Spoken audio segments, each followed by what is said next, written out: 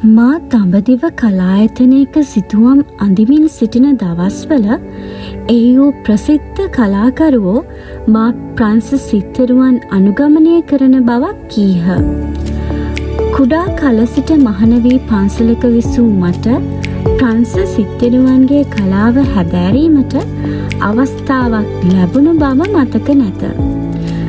Picasso වැනි ප්‍රසිද්ධ ශිල්පීන්ගේ සිතුවම් මා කවදාවත් දැක නැතැයි කිව නොහැකිය.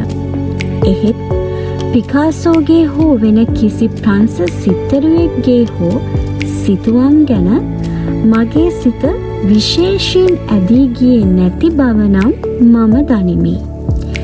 එහින් ಭಾರತೀಯ කලාකරුවන් කී විවේචනය අසා මම පුදුම වීමි. අනතුරුව මම නේපාලයට හා භූතානයටද තිබ්බතයටද ගොස් ඒ රටවල තිබෙන තාන්ත්‍රික චිත්‍ර කලාව මැනවින් පුහුණු කළෙමි.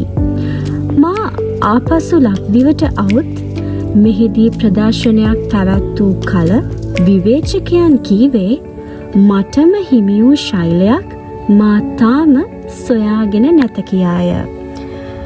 මෙහි කතාකරුවා විවෘත මනසකින් විවෘත ඇසකින් කලාව දකින බව ගම්‍යමාන කරනවා. ඔහු විවිධ රටවල් වලට ගොස් ශිල්පය හදාරයි.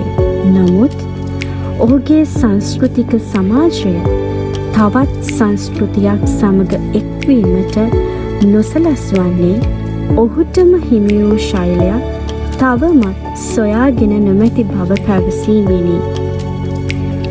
මෙලෙස සෙමින් මෙම වෘතාන්තය සංස්කෘතික ඝට්ටනයන් තුළ කුතුහලය දන්වමින් තවදුරටත් දිවයයි.